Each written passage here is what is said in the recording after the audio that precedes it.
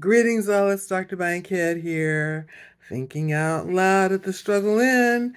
And I think I do actually need to address the television thing a little bit.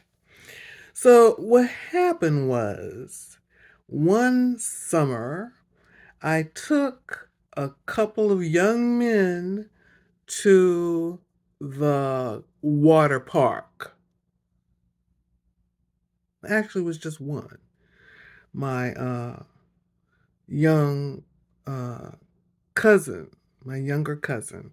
I took him to the water park to have some fun. And he and I went on a number of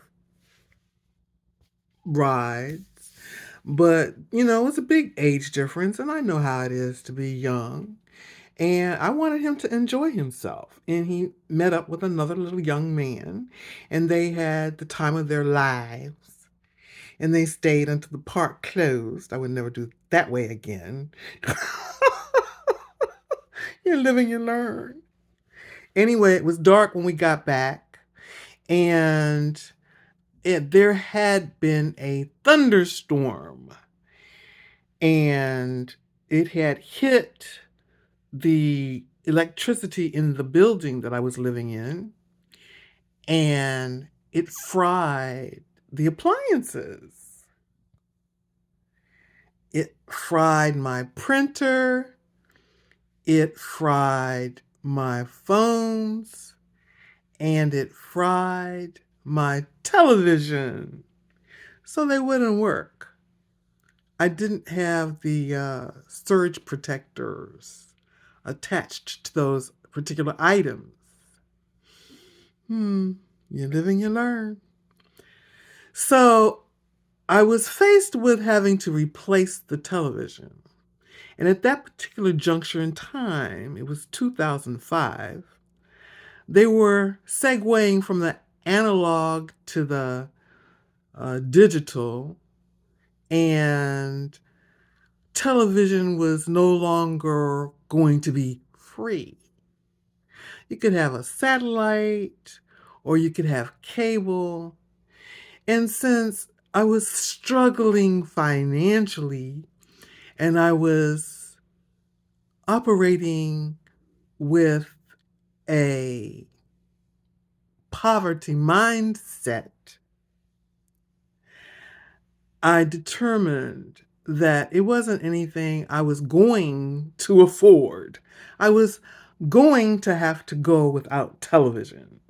There was no way I was going to pay $7 a month for 12 months is $84. I wasn't doing it. Of course, now I know it's much, much more. But I never got into the habit. I'm so grateful. I am fully great.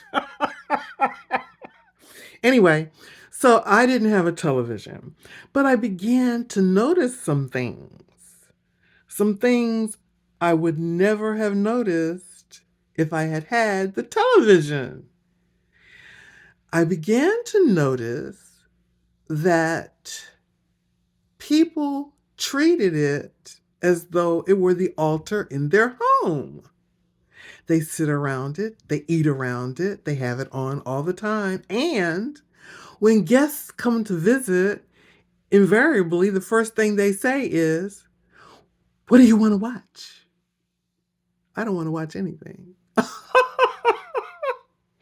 Because I found out that as a result of watching television all the time, or maybe I don't watch it, it's just background noise. Well, honey, let me tell you something. That background noise is going into your head and it's programming your brain. That's how you can sing a song that you really haven't paid any attention to, or maybe even one you don't like.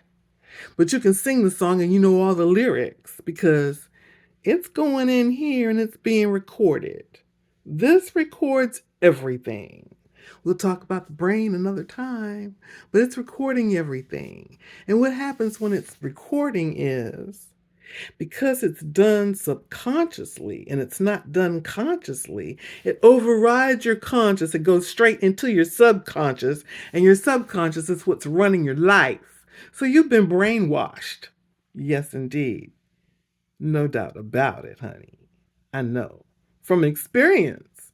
Yes, experience.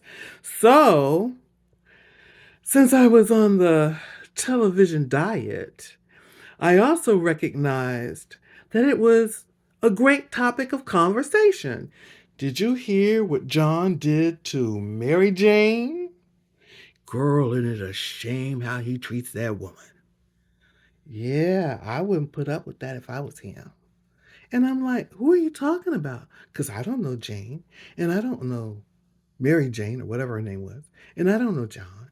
Who are they talking about? Oh, it's such and such on TV. I was like, oh, okay. So I began to recognize that what was on TV was running what was going on in the society. And people were unaware that they were being controlled by what was on the television. So I'm very grateful. I'm fully great. It left me free to think my own thoughts and find out what was going on in my own head. Because, honey, I could sit in the movie theater and tell you what was going to happen before it happened on screen. That's how brainwashed I was. I could tell you what was going to come up in the next script. I could tell you what the actor or actress was going to say next. That's how brainwashed I was. Anyway, that was my experience. I can only speak of my experience. Can't speak about yours. That's right. And you know what? I'm not judging you if you choose to watch television. That's your choice. And if it makes you happy, I am happy for you. That's right, I'm happy for you. It does not hurt me to be happy for someone else. I am happy to be happy for someone else because I like to feel happy. If I could feel happy all the time, I would. But honey, there are witches out here. There's covens out here. There's evil people out here. And they hate to see you happy. Anyway, I'm grateful. I am fully great. You're grateful. You're fully great. This is Dr. Bankhead at Struggle In, inviting you to tune in again for the next installment. That's right, the next installment. It's early. Y'all have a great day.